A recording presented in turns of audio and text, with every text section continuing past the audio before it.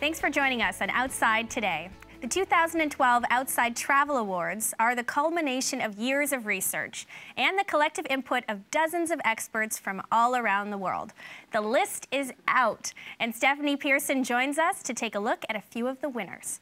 So there are so many destinations out there, so many trips, so many tours. How do you narrow it all down to the best? What kind of criteria are you using? It is tough. There are so many beautiful places, but we really try to focus on the news, new lodges, new developments. The geopolitical climate is really important. Some countries, you really shouldn't go to, but some countries have changed and you can go to them. But we want to keep people safe too, so we want to make sure that we're not sending people to places they probably shouldn't be going. Well, we definitely should be going to all the places we're talking about today. One of Outside's favorite islands is Culebra, which is a destination I love because it feels so remote, yet it's so accessible to San Juan. Yeah, it's just the 17-mile ferry hop from the main island of Puerto Rico, and it's just a little island. It's only like 7 by 5 miles, but it's ringed by sand beaches, and you can rock climb and surf. And not a lot of people know about it because the Navy used to use it for bombing, and so back in the 80s, the islanders protested, and then they stopped doing that, and so now it's just this little haven.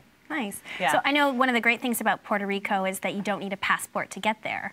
And it's so exotic, it feels like it's foreign, but it's in the United States. Right.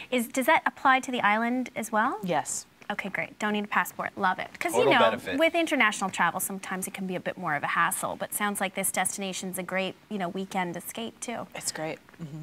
And I love Culebra, too, because it's got this laid-back vibe. There are only about 2,000 people live there year-round, so, I mean, it's very chilled out. I mean, you could get a cool rum drink on the beach and just, feel like you have the whole place to yourself.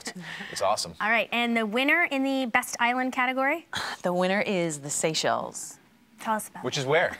Well, the Seychelles are pretty much in the middle of the Indian Ocean, about 700 miles north of Madagascar. And the really interesting thing about the Seychelles is they're granite, and so they're beautiful, and they have big rock formations.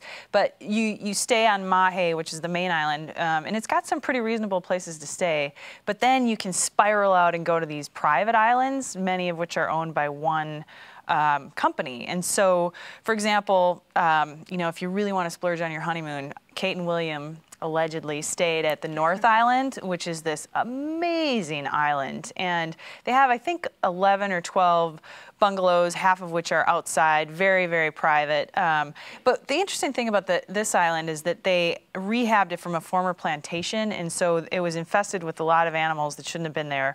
And they completely rehabbed it back to its original state. So it's got a cool rehabilitation conservation story too. Wow, sounds totally romantic. Great for a honeymoon. That's right. I love how a lot of these hotels are on their own private island too, so you could live out this ultimate fantasy. Mm-hmm. And the underwater snorkeling and scuba diving is fantastic too, right? Really a beautiful underwater diversity, right? Yeah, the fishing too. It's just deep sea fishing. You can do everything from those islands. Well, we're talking about islands. We have to mention Outside's favorite beach. So what'd you find for us today? Well, we found, you have to go to Brazil for beach. Nobody does beach culture better than Brazil. And there's an island south of Rio. It's called Ilha Grande, and it's about 100 square miles. It's 14 miles out into the Atlantic. And you take a ferry, little boat that will get you there. But again, the cool thing about this place is it was up until the early 90s, it was a prison. And so not many people were allowed there.